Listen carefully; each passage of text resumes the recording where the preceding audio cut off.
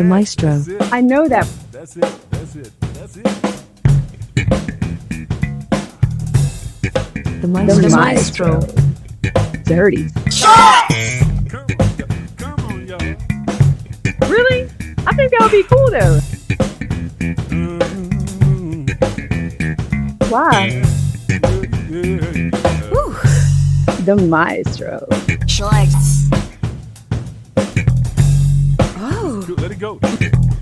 How about you hold it? There's a lady in the waiting room. She got legs that run forever. Welcome to another episode of My Dirty Shorts. I have told her With your boy. you were busy. Me. She said she had some time. Let's talk about family. We all family, right? Talk about family and game. The people who drive you to practices, drive you to games, come to every game, wear your jerseys, shout and yell for you, give you all the support that you need, let you know how good you're doing, sometimes tell you what you might need to do to get better, even though you might not feel like hearing it. Let's talk about that. Let's talk about that relationship and what it really means. It's going to be hurtful what I'm going to say next. And if it does, I'm kind of not going to apologize because I really want you to hear this lesson. But if you've not thought about it, you might need to. There will be no game days in your life than there will be game days. And I say that in the hope that you all live long, healthy, and fruitful lives. There will be more days where you don't have a game than there will be days when you have to lace them up.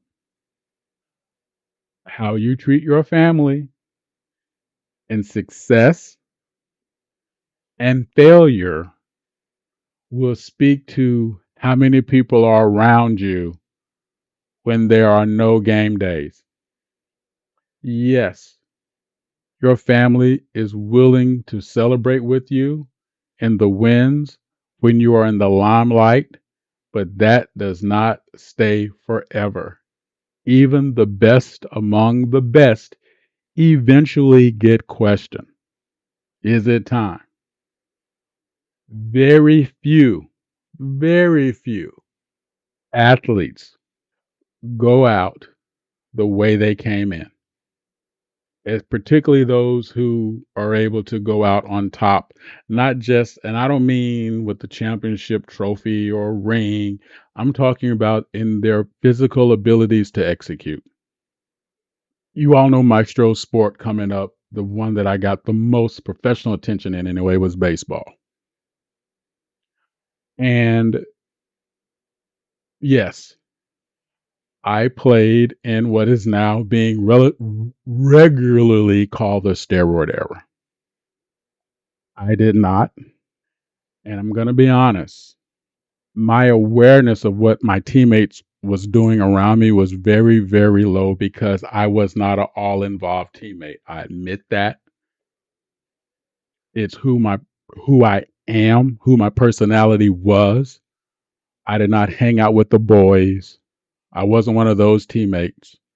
I would show up every day. I would do my job. When everyone else was celebrating, my attitude was, we're supposed to do that.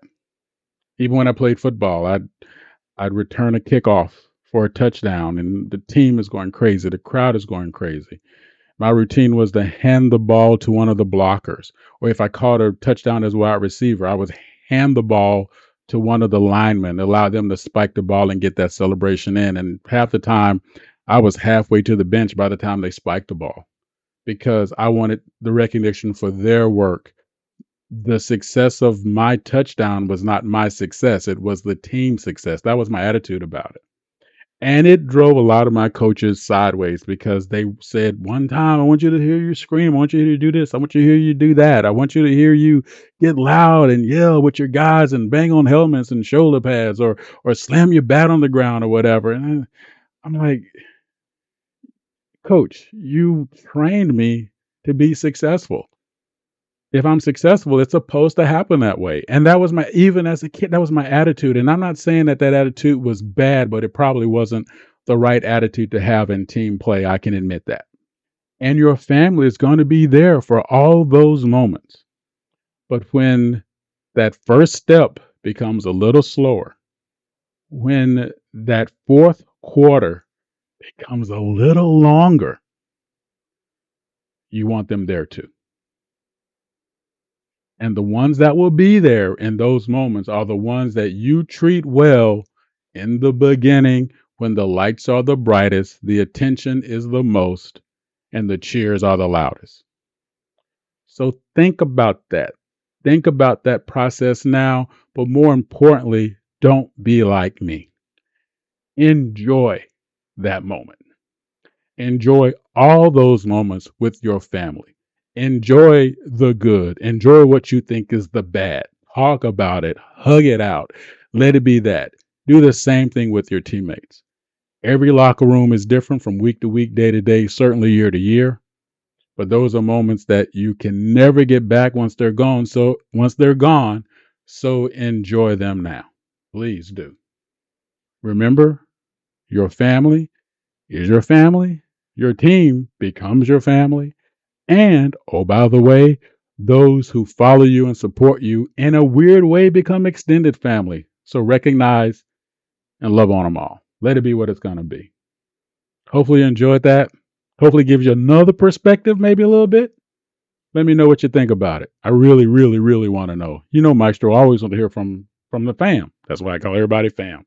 If I call you fam, you're fam. If I don't call you fam, you ain't. Really simple.